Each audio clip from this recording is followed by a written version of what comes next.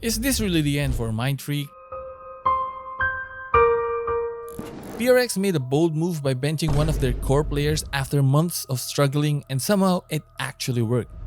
But what does this mean for the team's future? PRX is clearly searching for answers. It has worked so far, but when the real test hits, is this the right call? Or just another roll of the dice? Welcome to snstry. Today we're diving into the real reason PRX made the hard decision to break up their fan favorite roster and bring Patmen into the fold. For years, Mindfreak bled for this team. He wasn't just a player, he was PRX's cold-blooded clutch controller.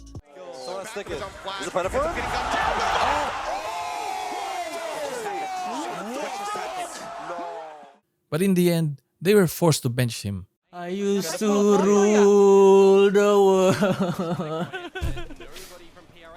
Did they cut him too soon? Or just in time?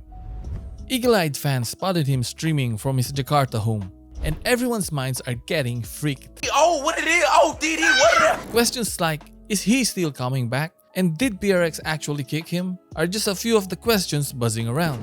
Needless to say, this decision has been met with outrage and confusion from the fans. What? Tim! They argue it should have been Jing or Davai who got benched instead. But one look at the stats and the story practically tells itself. Full transparency here, I haven't been neck deep in Pacific all season, but I think that it might actually be a good thing. Why? Well, no bias, no noise, just what the stats are saying. Well, that's the plan at least. Everything you're about to see and hear is based on stats up to week 3 of Pacific Stage 1. And you might ask, why not the latest stats? Well, you have to stay tuned, as it's gonna make a lot more sense later in the video. So looking at week 3, what the stats say about Mindfreak is already kinda rough. Mindfreak's .86 rating in the Pacific Stage 1 falls well below the league average. His headshot and clutch percentages are the only things keeping him afloat. But what's the point of having good aim if everything else is falling apart? Being top 25 doesn't mean much when the actual impact isn't there. At .21 APR, Mindfreak is way below average. Almost 40% below what top tier players are pulling off. These top players are constantly racking up nearly double the APR, all while maintaining superior KAST and survival rates. Some might say his struggles are because he's forced into the Sentinel role, but the truth is even during the Pacific Kickoff tournament, Mindfreak was already struggling, sitting as the lowest rated player on the team despite playing his comfort agents. You might be wondering, why compare Mindfreak to the best? Well, if your goal is to be a top team and make the international stage, it's not just about having stars. When you're chasing greatness, passengers get left behind. Everyone needs to pull their weight, and right now, Mindfreak seems like he's just along for the ride. Now some might say, but look at the Vice numbers. And yes, on the surface, they might seem worse than Mindfreak's stats, but the devil is in the details.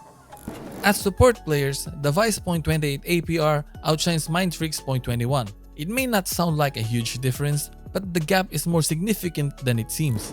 Over a full 3-map series, the Vi nets about 4 more assisted kills than Mindfreak, and those small gaps add up fast. 4 additional kill assists might seem insignificant until you realize that that's the difference between staying alive in a tournament or going home. When it comes to round by round consistency, the difference is so clear.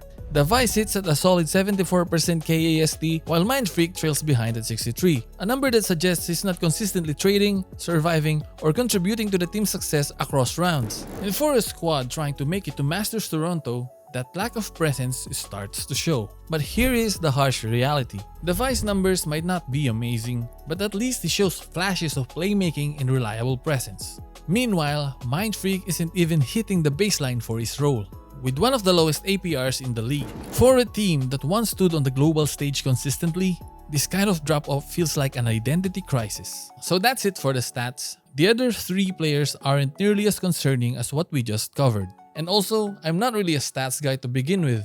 I mean, I like looking at stats the same way I like gym memberships. Fun to look at, never actually used. So now let's get into it, the actual main reason why Mindfreak was benched. The rise of Yoru and the arrival of Vice and Teho hasn't just shaken up PRX. It has thrown a wrench into every region. Gives his team the information. Last time we saw this one, Armageddon in the stun, in through the back on top of it. Flashes in your face and a spam to supplement. People are already calling it the Teho Bridge meta, and for good reason. The combo potential between these two is ridiculous. Plays that they can set up with this is just brutal. With dive agents like Jet and Raze nerfed into retirement, teams are now forced to adapt. Yoru isn't just a spicy pick anymore. He is a necessity. He opens up sites, sets up absurd combos with Teho and Breach, and as a bonus, his clone is perfect for clearing Vice walls, baiting out ISO ults, or setting up highlight reel plays like this one. Oh god, he's fake cloning. Fake clone, fake clone. Haven't seen this get pulled off in a while. No way.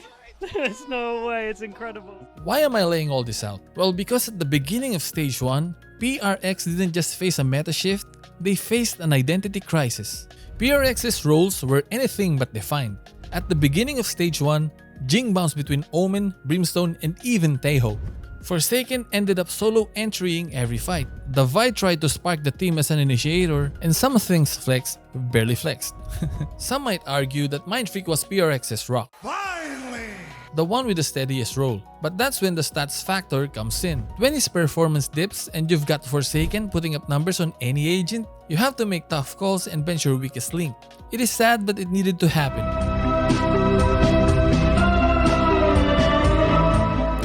Now, let's go to the man of the hour. Patmen's debut was a flicker of hope in PRX's otherwise dim season. Do you remember when I said this earlier? Everything you're about to see and hear is based on stats up to week 3 of Pacific Stage 1.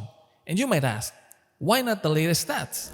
Well, it's that time now because we're diving into PRX's week 3 versus week 5 stats. And yes, there is a lot to unpack. Right from the get-go, you can see the stat boost with Patmen in the lineup. It's not subtle. It's either Patmen brought the stability PRX desperately needed, locking in as their initiator, covering support, and showing up in the clutch. Or the departure of Mindfreak lit a fire in the PRX core, waking them up when it mattered most. Jing is back on Raze, something's flying on Jet, Forsaken's flexing again instead of getting tossed to the wolves every round, and the Vi, slowly but surely, he's finding his footing. It won't fix everything, but with enough reps, this version of PRX might finally start clicking. And even that small shift could raise their floor in a big way. But, of course there's always a but. PRX didn't just bounce back, they're ramping up. Wins over GE and DFM were the warm-up rounds. Taking down T1, the reigning Masters champs, and BOOM, the Pacific top seed. That's a statement. Oh, and if you didn't catch how they ended T1, here's how it went. Positions they're holding as well. He hears them coming out from the back. He turns back all around. They're going in for the knives! The five! And now, they're charging into their biggest test yet, PRX. Speaking of DRX, what is this shit all about? Can somebody tell me? Oh my! This isn't just another match, it's a battle for Toronto. For the fans, for the legacy, for the comeback. So PRX fans, brace yourselves. Will PRX rise in time to be able to get to Masters Toronto? Or are they still searching for their final form? And here's another thing to think about. Will Mindfreak ever make it back onto the roster? Or has his PRX chapter come to an end? That's it for the video. Leave a like if you enjoyed. Hit that sub button so you don't miss out. And I'll see you in the next one. Peace!